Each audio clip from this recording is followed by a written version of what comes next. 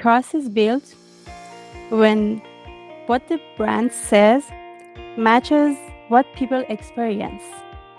Hey there, I'm Krista Vance, entrepreneur and operations leader. And I'm Matt Vance, tech founder and author of The Review Cycle.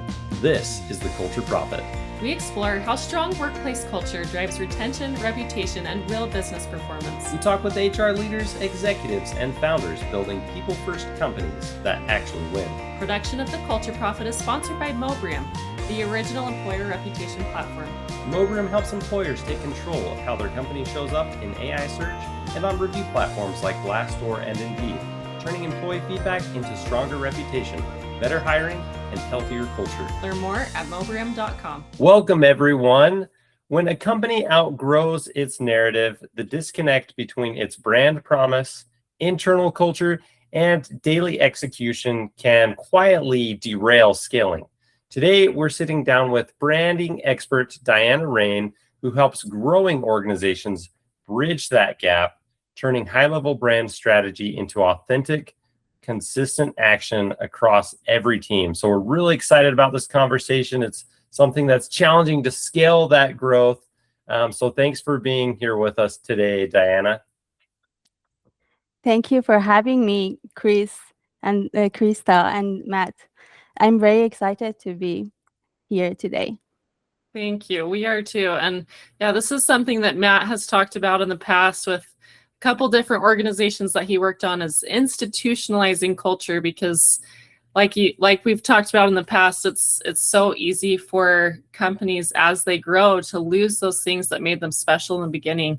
So I'm going to share a little bit about Diana and her expertise and her experience. Diana Rain is the founder and senior brand strategist at UrBrand Studio, a Los Angeles-based practice serving mid-market and founder-led organizations nationally.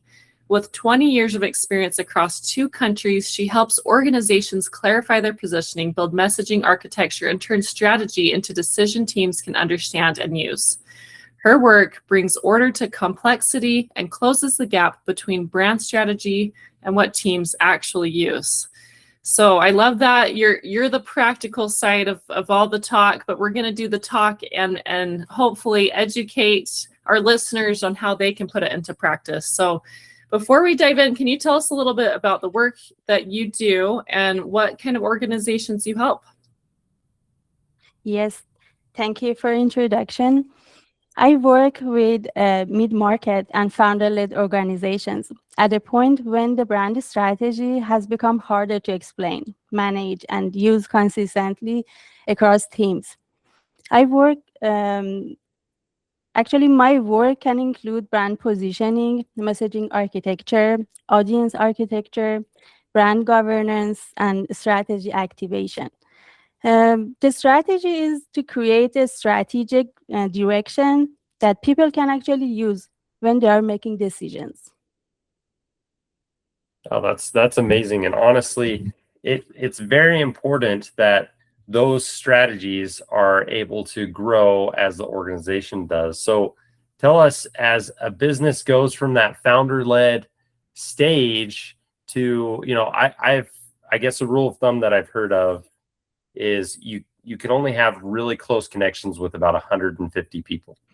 And after that, those connections start to be lesser. And so you have to have systems in place to keep connections strong.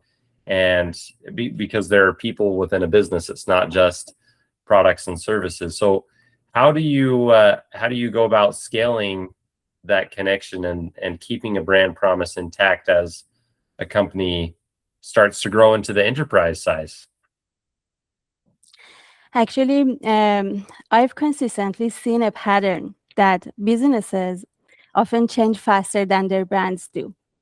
The company grows, audiences change, offers expand, more people represent the business, but the positioning, brand promise, messages, and internal guidance may still reflect an earlier stage of the business. We can see the signs like different people explain the business in different way. Maybe the founder may still use the original story, while marketing communicates a newer direction. Sales uses an older pitch, and HR describe employee experience in a way that does not match the brand.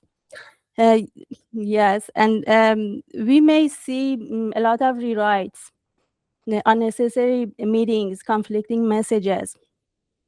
More decisions keep coming back to the founders. Even customers may also hear different value propositions depending on who they speak with. So this does not always mean employees are resisting the strategy. Often they don't have a clear direction. Quick highlight from today's sponsor, Mobram. One feature leaders love about Mobram is the encrypted anonymous suggestion box. It gives employees a secure way to share concerns privately, and leaders can reply back while maintaining anonymity. This gives leaders actionable visibility to issues before they become public reviews or lead to voluntary turnover. If you want more honest feedback without risking your star ratings, Mobram makes that possible.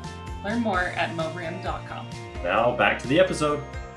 Yeah, you mentioned communication, and I think that's also where your expertise lies. So how, without, you say they don't maybe know, right? They don't maybe know. And so what kind of training can you give them to help them maybe keep their personalities intact, or, have kind of there's a lot of individual cultures that exist within an organization, right? You have your IT culture, and obviously their communication is going to be on a different topic and maybe sound different, but how can that communication be cohesive across the organization and be effective? The brand promise creates an expectation, and experience shows whether that expectation is credible. This happened both inside and outside of the organization. Employees experience the brand through leadership, communications, decisions, and daily work. Customers experience the brand through the offer, the service, the message, and the overall customer experience. Over time, when what the company says, what employees do, and what customers experience support one another, trust begins to grow. Yeah. So tell me about what you do when you go into an organization. What's it like, and how do you help them start implementing these strategies? So I can help them to create that strategy, but through different methods UrBrand Studio have. But after approval, we still need to start. Actually, approval is the beginning, not the end. That strategy needs to start activation. So the organization needs someone to maintain the guidance, resolve new questions, and recognize when the repeated decisions should become standards. Teams also need clear decision rights. They need to know what should stay consistent, which adaptations are allowed, which situations require review, what decisions they can make independently. Where I can help is a messaging architecture that define that strategic direction. And brand governance shows whether what should stay consistent and what can change. And I can help with both of these areas. Yeah, I would love to dive into that if you're good with that. The messaging architecture, what does that look like? And maybe give us an example of like a specific way that you could communicate a message, maybe from a leader to an organization. One of the common example is when more decisions keep coming back to the founder. Strategy may exist, but employees may still depending on the founder's judgment because the guidance has not been clear enough to use it. As the business grows, this can slow things down and create a bottleneck for the founder. So organization needs to turn the founder's judgment into a clear guidance that the team can actually follow. Yeah, that to me, I think is probably a critical piece to this conversation. We're talking about that phase. Like sometimes I've called it corporate puberty.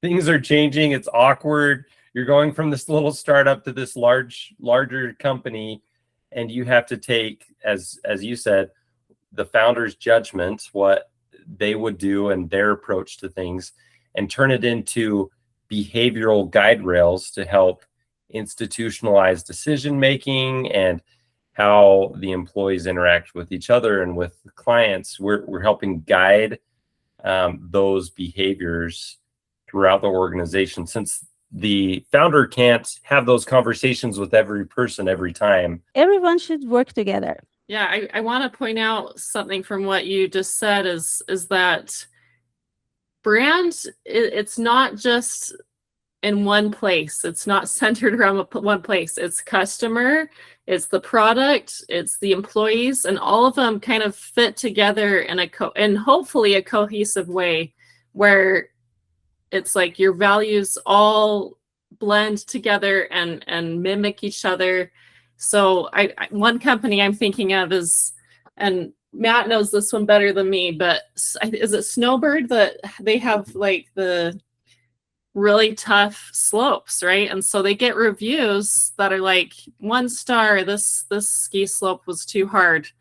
And they will actually use that to advertise by saying, yep, we're too hard, or we're too rustic, or yeah, our slopes are advanced. And what ends up happening from that is they get advanced skiers who are drawn to their resort. And so they don't want the beginner skiers. Yeah. They know that. They know their brand promise, the experience that they provide with the type of terrain that they have. And so they're attracting the right audience, the experienced skiers, at the expense of pushing the beginners away because they don't really fit the experience that they provide. So I think that's a great example. Yeah. So and then obviously that would affect employees too. You're not going to get beginner skiers coming to work there. You know, you're going to get the advanced ones who can actually handle the terrain. So that's just one example of how I think it all fits together. And Diana, so if someone's listening to this, what are some signs where in their own organization of like, how can they recognize the communication, the listening? How can they recognize that there's a need here? And what would you recommend for them to start with? The first step is not rewriting the messaging. Start by comparing how leadership, HR, marketing, sales, employees, and customers understand the organization. Ask 3 questions. Who are our main audiences? What is our promise? And what makes us different? And then compare the answers and look for inconsistencies. Another practical starting point is our free brand clarity check on our website, UrBrand Studio website. It asks 10 questions and gives a brand clarity indicator. It shows possible gaps and how they may be affecting the business. That's really good. I mean, it's starting with questions, right? It's not assuming anything and going to the different stakeholder groups to gauge their understanding first, and then seeing the disparity, the differences, and then judging from that. As I've been a part of creating company values and things along this line, it's important to see the things that you're naturally good at that surface from that feedback, but also to very purposefully identify things that you want to aspire to, and then having those paired together. Because you may already be doing some of those things that you want to for your employee experience or or in your culture, but there may be a couple missing pieces that you need to stretch to, and you need to grab those things and add them in so that you can grow into that. But then it requires consistency and focus to achieve those new things that you're adding in. So I think your question-based starting point, it makes a lot of sense. So any other final thoughts that you'd like to share as we close up today, Diana? I would want listeners to remember this. Trust is built when what the brand says matches what people experience. That's very powerful. I love that. There goes the highlight article quote. Okay. Right there. Well, thanks so much for your time today, Diana, and everyone get connected with her on LinkedIn. And if you just want a quick chat with her about, where you want to get started and more about what she does, feel free to reach out, and stay tuned for next episode. Thanks, everybody. Thanks, Diana. Thanks for listening to The Culture Prophet. If this episode gave you a useful idea, share it with a leader building a better workplace. Production of The Culture Prophet is sponsored by UrBrand, helping employers turn employee feedback into stronger culture and reputation. Learn more at mobram.com.